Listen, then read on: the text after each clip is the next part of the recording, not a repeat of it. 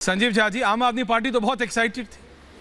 आपसे मैंने ये तक कहा था कि भाई कांग्रेस के खिलाफ तो आपने दल बनाया था, आंदोलन से राजनीतिक दल आपने कांग्रेस के खिलाफ बनाया था, लेकिन आपने कहा था ऐश्वर्य नहीं, इस समय टारगेट बड़ा है, बीजेपी को हराना है, देश को बचाना है।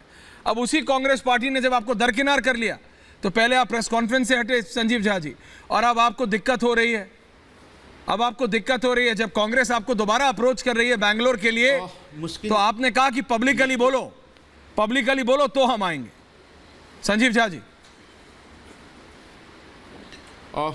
मुश्किल ये है सर कि किसी ने ठीक ही कहा है कि जो छपकर बिका करती थी अखबार अब बिककर छपा करती है। मुश्किल ये है कि इस देश के संविधान के 4 स्तंभ थे, पत्रकारिता एक स्तंभ था। अगर इस देश में ईडी सीबीआई के जरिए विपक्ष को डराकर तोड़ने की साजिश की जा रही हो, लूटने की साजिश की जा रही हो, और उस पर अगर मीडिया चुप हो, उसको तब चिंता संविधान का ना हो, तो संविधान तो फिर 3 पैर पे चलेगा ना, तो फिर यही हालात होंगे। मुझे लगता है आपने बिल्कुल ठीक कहा कि ये मुद्दा बड़ा है। हो सकता है कि हमारे वैचारिक अंतर हैं, तभी तो हमारी पार्टी बनी, अलग अलग पार्टियां बनी। हाँ, वैचारिक अंतर है, हो सकता है कि कई बातों पर हम सहमत असहमत नहीं होंगे, लेकिन एक बात पे पूरा देश की जनता सहमत है और सभी पार्टियां सहमत हैं कि इस देश के संवैधानिक व्यवस्था को, जनतांत्रिक व्यवस्था को खत्म नहीं होने देंगे। और मुझे लगता है कि इस तरफ मीडिया को भी खड़ा होना चाहिए था। अगर आपका ओपनिंग कमेंट ये होता कि जिस तरह से विपक्ष को खरीद कर, डरा कर विपक्ष में डकैती करने की साजिश की जा रही है, क्या इससे देश के संविधान बचेगा, तो लगता है कि आप सही सवाल कर रहे हैं। हाँ, हमारी चिंता है। हो सकता है कि आपने बिल्कुल ठीक कहा कि तमाम मतांतर के बावजूद आज इकट्ठा इसलिए हो रहे हैं कि जब तक अगर विपक्ष नहीं रहेगा तो फिर तो तानाशाही हो जाएगी, और तानाशाही चलाने की कोशिश की जा रही है।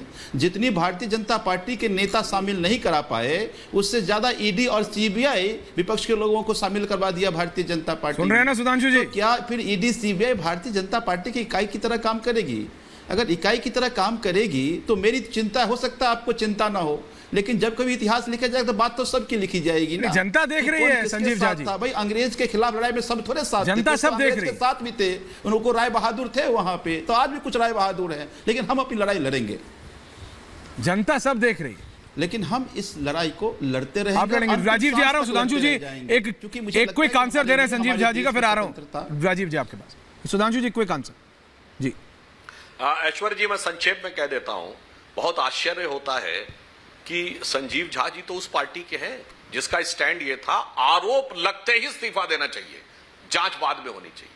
ये स्टैंड था आम आदमी पार्टी का। नई राजनीति के अलंबरदार, झंडा बरदार बन के आए थे और आज भ्रष्टाचारियों के बरखुरदार बनकर खड़े हो गए, राजनीतिक बरखुरदार बन के, और कह रहे हैं कि नहीं नहीं डर कर ये। अरे भाई, आपको तो सीधे इस्तीफा देना था ना, कहां आप बात करने लगे? अब तो कहते हैं जेल जाकर भी हम कट्टर ईमानदार हैं। ये नई राजनीति है। कोर्ट बेल नहीं दे रहा तो भी हम कट्टर ईमानदार हैं, वो कहते हैं जो कहते हैं कि हमें इस्तीफा दे देना चाहिए था। और मैं याद दिलाना चाहता हूं, ये लोग कहते हैं कि बहुत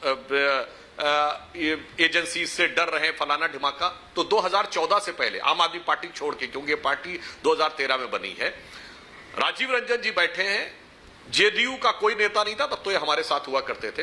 बता दे विपक्ष की कोई एक पार्टी कह दे कि मेरा एक भी नेता 2014 से पहले न कभी भ्रष्टाचार के आरोप में, जिसने एजेंसियों और कचहरियों के चक्कर न काटे हो, तो मैं अपनी बात वापस ले लूं।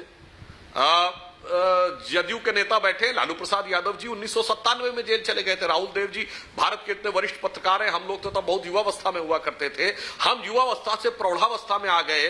लालू प्रसाद यादव जी को जेल से अंदर बाहर जाते देखते हुए, तब तो मोदी जी, अमित शाह जी का नाम ही नहीं था 97 में। कभी हमारी केंद्र में सरकार नहीं बनी थी, अटल जी भी प्रधानमंत्री नहीं बने थे, और तब लालू यादव जी का कहना था कांग्रेस ने उन्हें जेल भेजा है, क्योंकि उन्हीं की पार्टी की सरकार थी, जनता दल की, कांग्रेस समर्थन पे।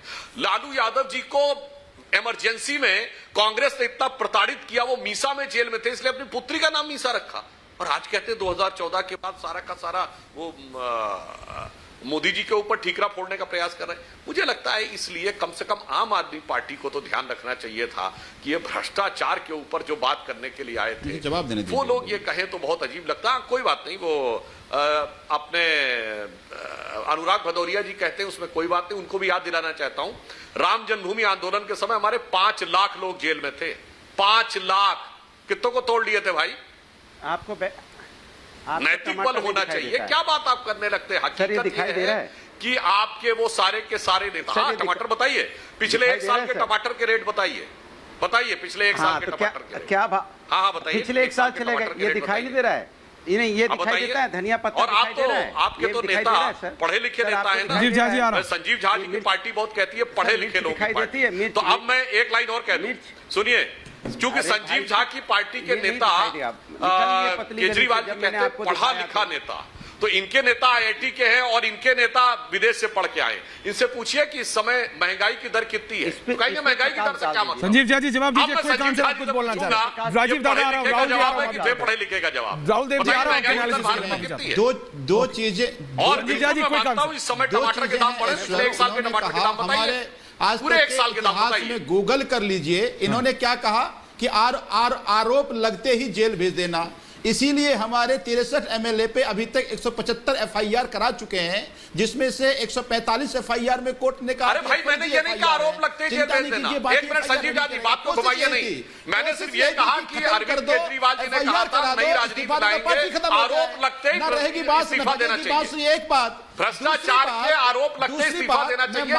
सुधांशु जी, ये मैं आप प्रधानमंत्री जी के टीम के लोग हैं, प्रधानमंत्री जी को पढ़े लिखे लोगों, उसके पढ़े लिखे लोग समझ में नहीं आता है, तो आपके यहाँ पढ़े लिखे लोग अनपढ़ हो जाते हैं। लेकिन जिसको 200 रुपए किलो टमाटर मिलता है ना, वो इन्फ्लेशन रेट नहीं पूछता है। राजीव रंजन, 200 रुपए से ऊपर की दाल, राजीव रंजन, वो इन्फ्लेशन रेट नहीं पूछता है। अब आ गए पढ़ाई लिखाई, तो बस अब ये साफ हो गया कि जमीनी हकीकत में बात करिएगा, अब ये पढ़ाई लिखाई की बात छोड़ दीजिएगा। नहीं आएगा आईआईटी ग्रेजुएट ये कहेगा कि इन्फ्लेशन से फर्क नहीं पड़ता है, तो बात खत्म हो गई, मान लिया मैंने।